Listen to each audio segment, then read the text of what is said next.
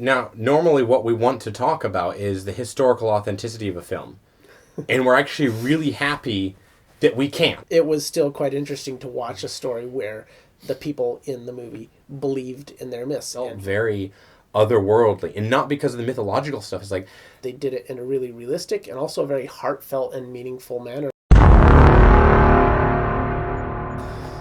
Hello, I'm Gabe. And I'm Levi. And we are the Mithymen. And today we wanted to share a few of our thoughts about the Northman movie. Right, so walking out of the theater, what were your initial thoughts? I liked the film. I did not enjoy the film. It's incredibly brutal and dark. It's very intentional on the part of the director. It wasn't my cup of dark and moody. I guess is what I would say. It's not a bad movie, but it's not not every part of it was really hit home to me. But a lot of portions of it did. Yeah, so I had similar thoughts coming out of it for the first part, because my initial thought was I wish that they hadn't color graded it so dark. And I'm not talking about the night scenes that were fired at. Those were kind of awesome. I'm talking about the film overall. They graded it out really desaturated and quite dark. And I wish that they hadn't, because I wanted to see more of the things that they created, the stuff that they put on screen, because a lot of it was really, really, really well done. And I just wanted to see more of it. And so that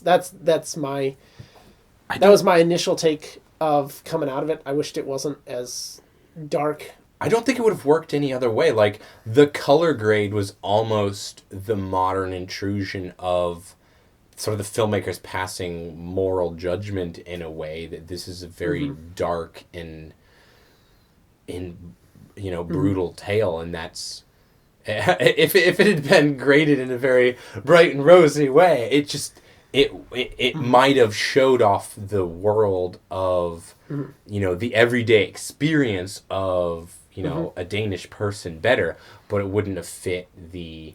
Might not have communicated the story as well. Yeah, the part that I liked the best tonally was actually the very beginning of the film, up until the death of Arvindil, because it felt real. It felt like real people living real lives. It's not the good old days, it's not the bad old days, it's just the old days. And even though life was harder and people had to be harder, it was regular people living their life, and I really, really appreciated that. That was the part that I felt came closest to giving you a taste of everyday life for people, humans in the 9th and 10th centuries, in Denmark.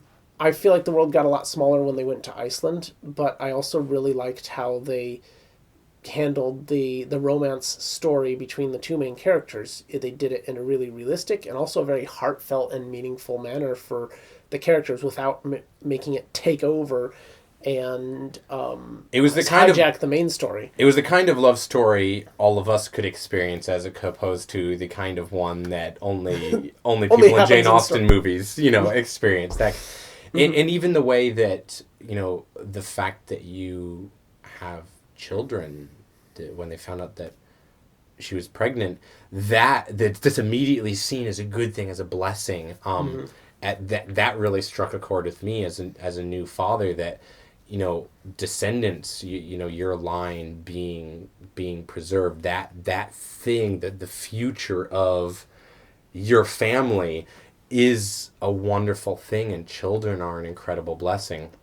I appreciated that felt very real and human about the thing. My problem with a lot of the stuff in Greenland is it just felt very otherworldly, and not because of the mythological stuff. It's like, I don't know, Fjolnir's farm did not feel like it was actually genuinely connected with the world. There were no crops that they were growing. Maybe they were just herders, but there weren't that many. It's like there weren't that many sheep or cats. Like, how do they subsist? Even other people on the island, although you do see them during the game and stuff, they sort of, you don't see there where they live. They're not connected to the land. It's a very ethereal. They come out of the mist and they go back into the mist. It just didn't have that same connection to the real world, I guess, as the first act did. Right. And When the film, I personally missed that. Yeah, when the film went to Iceland, it did feel like it got a lot smaller, and I think that's a weakness. I also think it's Eggers doing what he has done and maybe what he's comfortable with, because so far as I understand, not having watched them, his previous films were very isolated people, and undergoing severe psychological stress and difficult, brutal problems. And so I feel like that's his modus operandi in a film, is to, hey, let's take a few characters out into the wilderness and have strange things happen to them.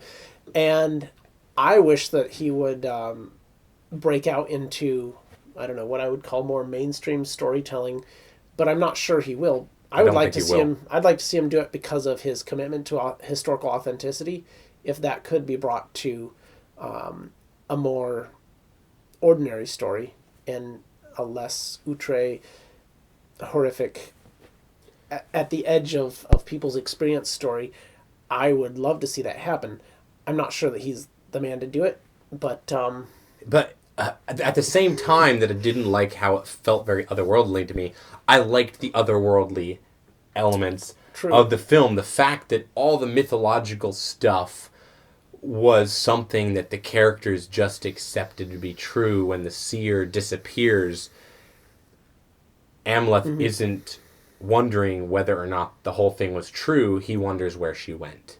And the fact that, the way we modernly think of belief, it's like the Vikings didn't, or the North didn't believe their mythology. It just was true. That was the real world. That's how it was. And the way that Eggers was committed to depicting the world in a very honest, including the mythological aspects of the world, in a very honest manner. It's just, this is just how the world is.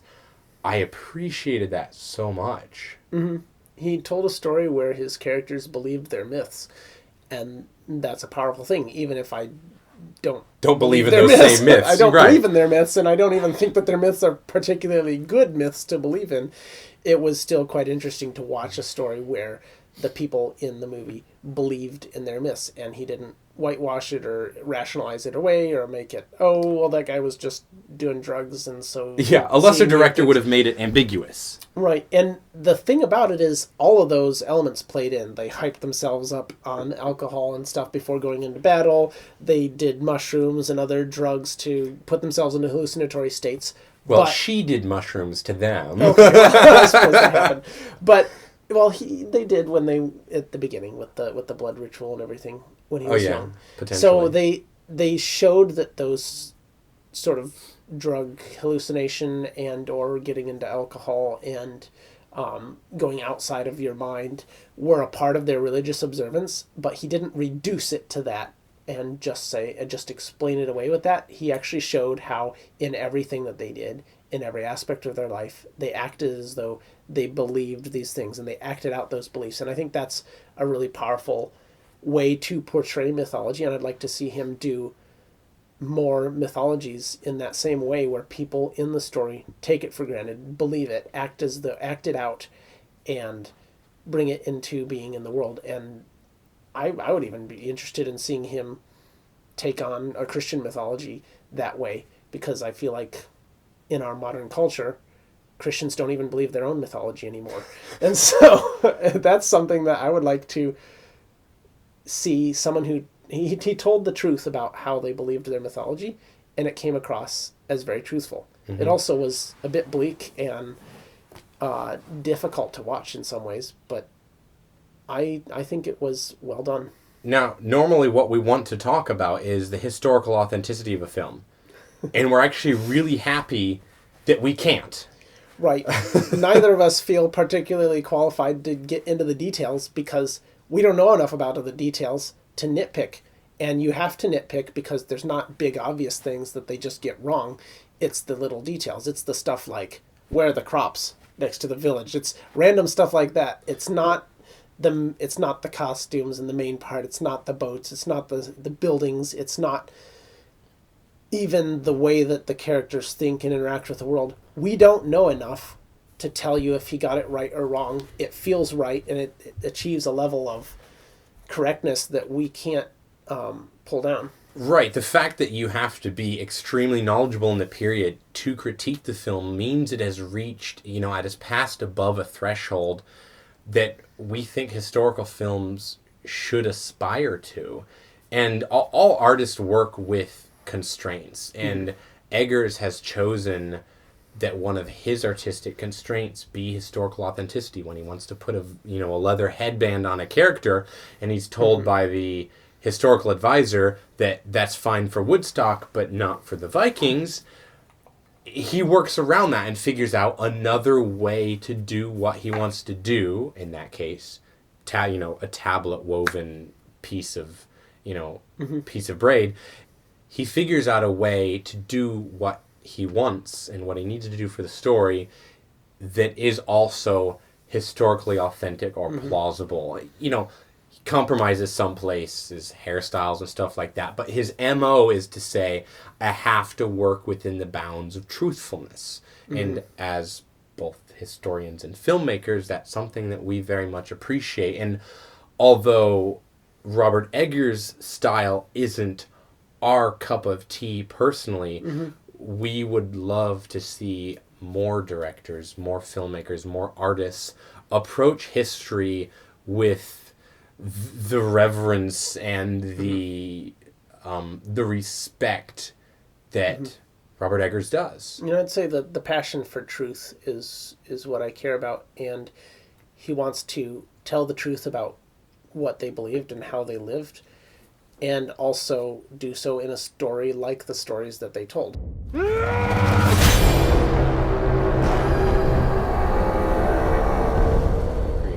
So we do have some more Northman content planned. We'll see how that goes. We do want to dig deeper into the history and mythology of it. Obviously using this as an excuse to further educate ourselves in the period. Yeah.